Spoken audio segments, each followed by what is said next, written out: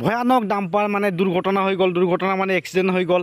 এতিয়া মই আপোনালোকক অকণমান জাষ্ট দেখুৱাবলৈ আহিছোঁ। ব'লকচোন ফাৰ্ষ্টৰ পৰা আৰম্ভ কৰোঁ ভিডিঅ'টো।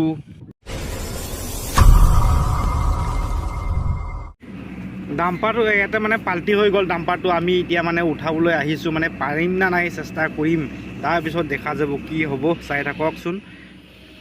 আৰু লাহে লাহে গৈ আছোঁ বাৰু, কেনেকুৱা হৈ গ'ল এতিয়া চেষ্টা কৰিম বাৰু কি হয়। আৰু আপোনালোকে প্লিজ চেনেলটো একবাৰ ছাবস্ক্ৰাইব কৰি থৈ দিবচোন।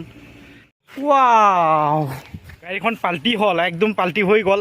তাৰপিছত ড্ৰাইভাৰ হেণ্ডিমেন বোলে একো হোৱা নাই। এতিয়া আৰু অকণমান যদি দেখুৱাব পাৰে দেখুৱাই আছোঁ, আপোনালোকক চাই থাকক। চাওক না গাড়ীৰ অৱস্থা কেনেকুৱা। ঢেৰ মানুহ জমা হৈ আছে। এটা পুলিচো আছে, পুলিচলৈকে আছে। আমাৰ কেম্পৰ ষ্টাফবিলাকো গোটেই আহিলে। আৰু এটা চাওক, মানে দুখৰ কথা একদম। গাড়ীবিলাক চকাৰ ওপৰত আছে আৰু কেনেকুৱা হৈছে আপোনালোকে দেখিলে গম পাই আছে। পুলিচলৈকে গম পাই গ'ল। আৰু ধেমাজিৰ পৰা মানে ট্ৰাফিক পুলিচ আহিলে। এতিয়া মানে MBI আহিব আৰু তাৰপিছত কি হয় দেখা যাব। এতিয়া আমি যাব লাগিব। আমি লৈ আছিলোঁ হেৰি হাইড্ৰা দি মানে নোৱাৰে বোলে। এতিয়া কি হয় চাই লওঁ অকণমান সময়।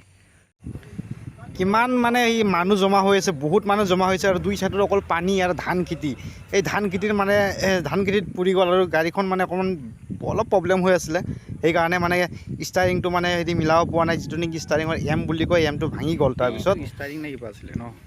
আৰু যদি চেনেলত নতুনকৈ আহিছ তেন্তে প্লিজ ছাবস্ক্ৰাইব কৰি থৈ দিব।